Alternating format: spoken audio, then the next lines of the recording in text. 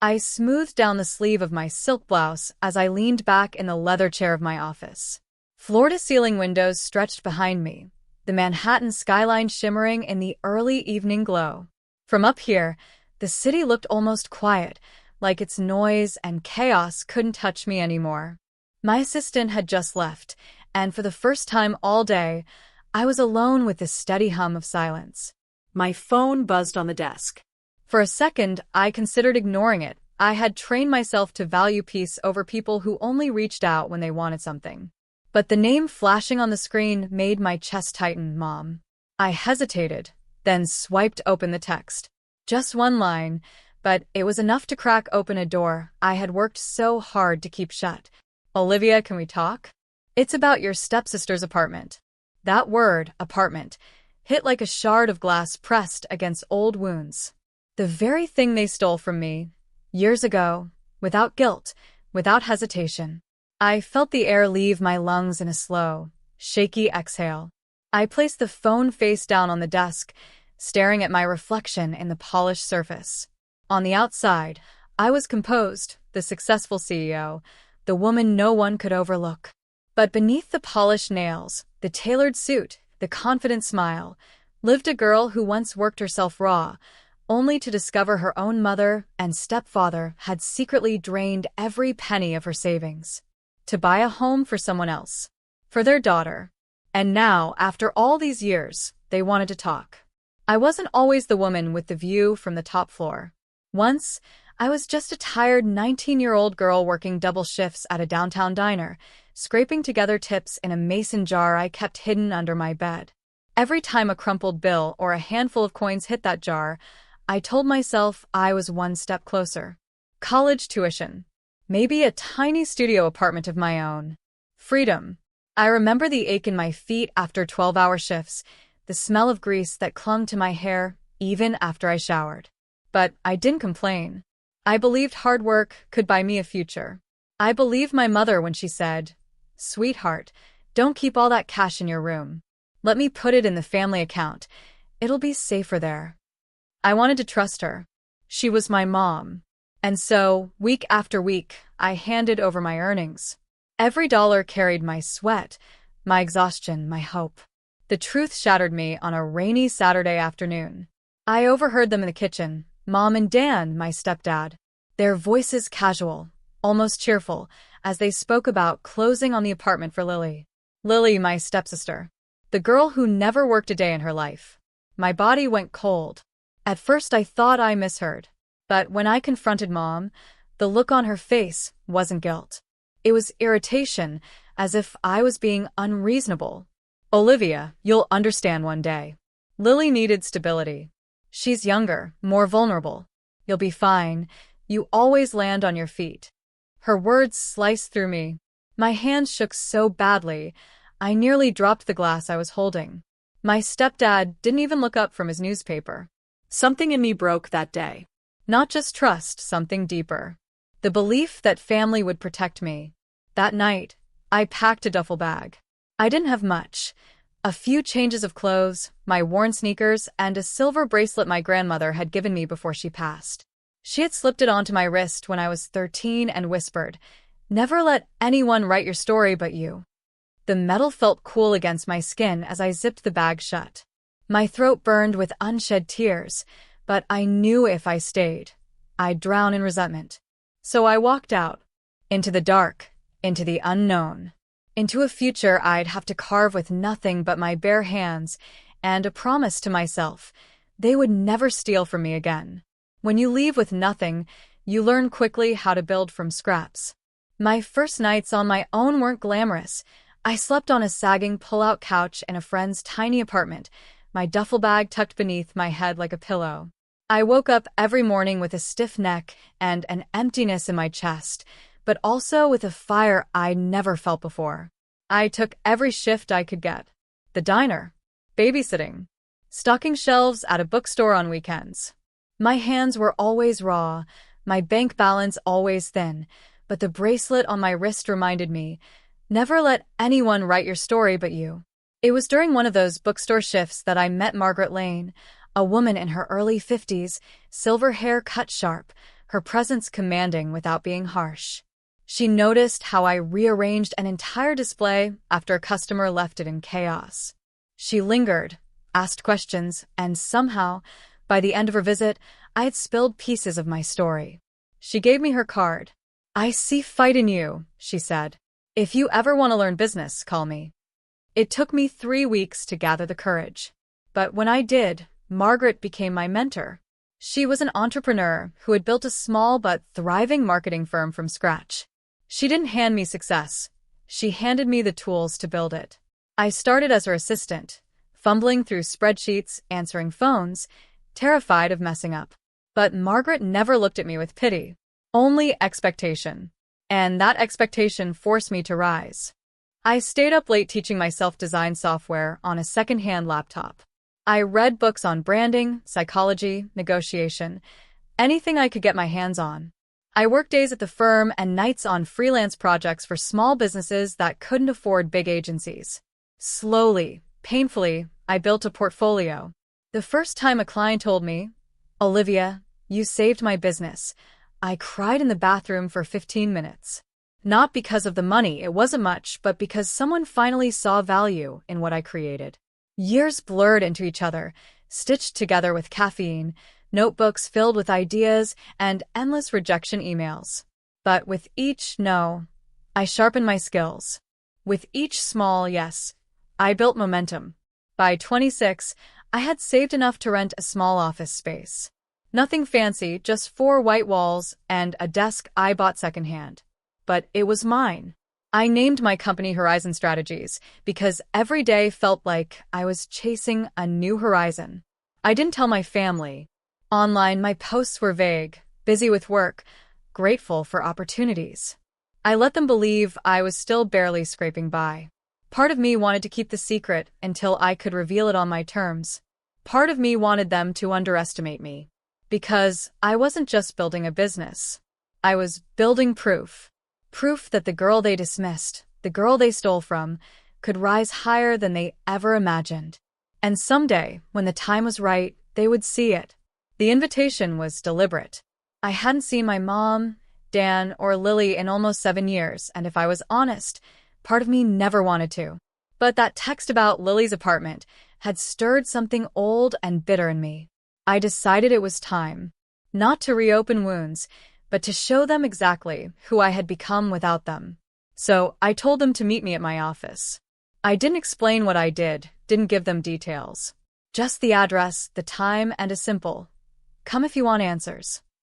The morning of the meeting, I stood in front of the floor-to-ceiling windows, sipping coffee from a porcelain mug.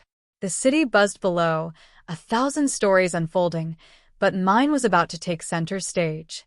My heels clicked softly against the hardwood floor as I paced, checking the details one last time.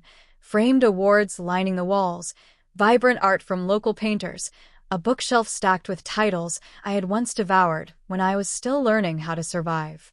Everything in that space whispered of the life I built piece by piece. At 11:03, I heard the door open. Mom stepped in first, her hair shorter now, but her eyes still carrying that mix of pride and judgment I remembered. Dan followed, stiff in his button-down, his jaw set. Lily trailed behind, her designer purse clutched against her side like a shield. They froze almost instantly.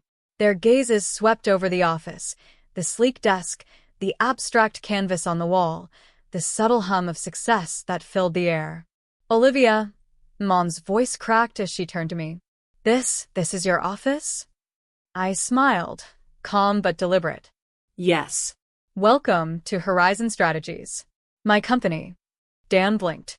"Your company?" His tone was half disbelief, half irritation. "I built it from the ground up," I said evenly. "Clients across the country. Multi-million-dollar contracts. This building," I gestured toward the polished marble lobby visible through the glass wall. "I own 3 floors of it." Lily shifted uncomfortably. "You mean you're not just, like, freelancing? Or doing little jobs?" I let out a soft laugh.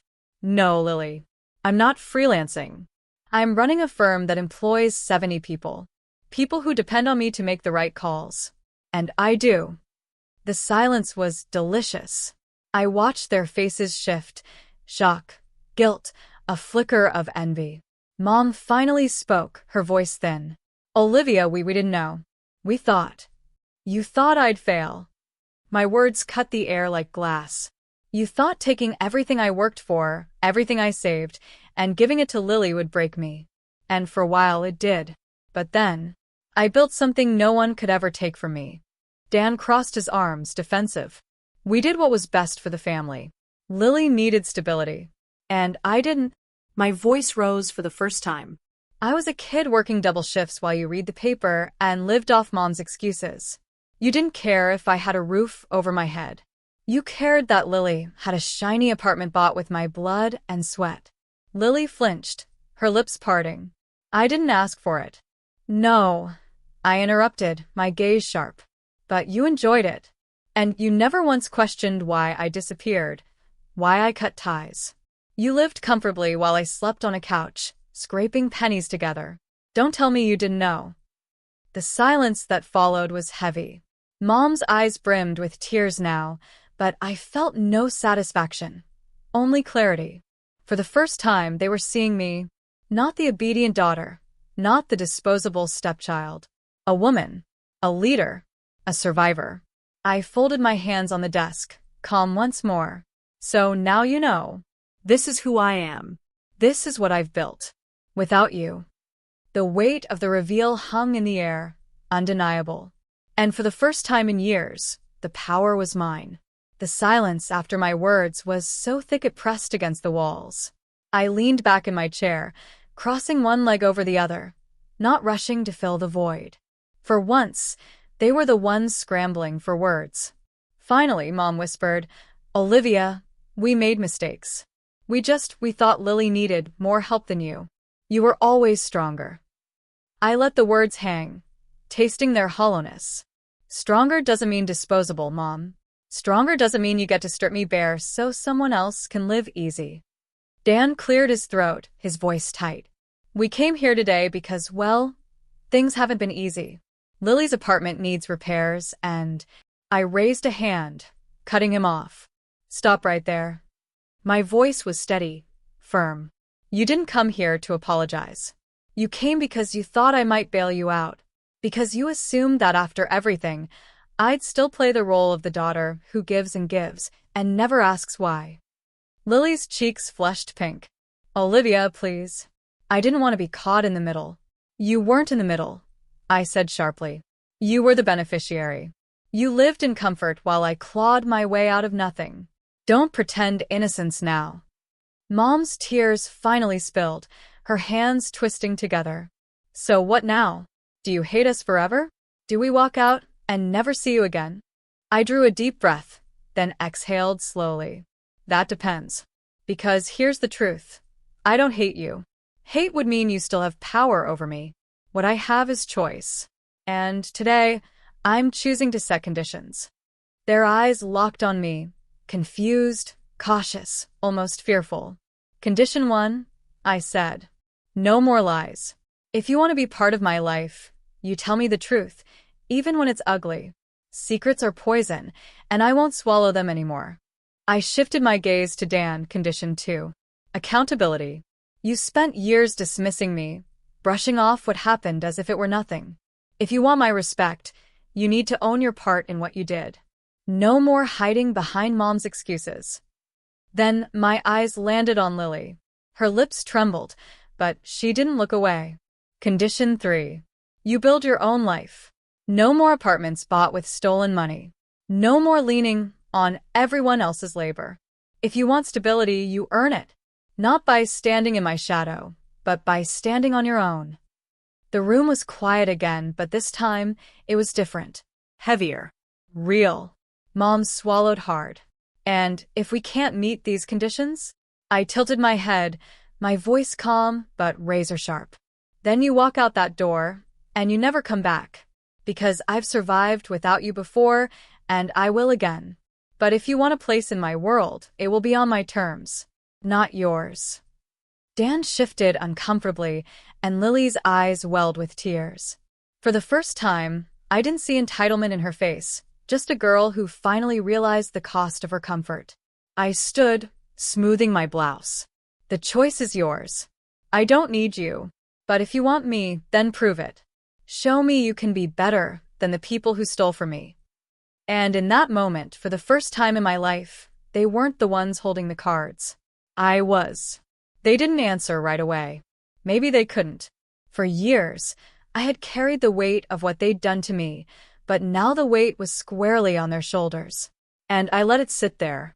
Eventually, Lily spoke first. Her voice was softer than I'd ever heard it. You're right. I didn't question where the apartment came from. I didn't care.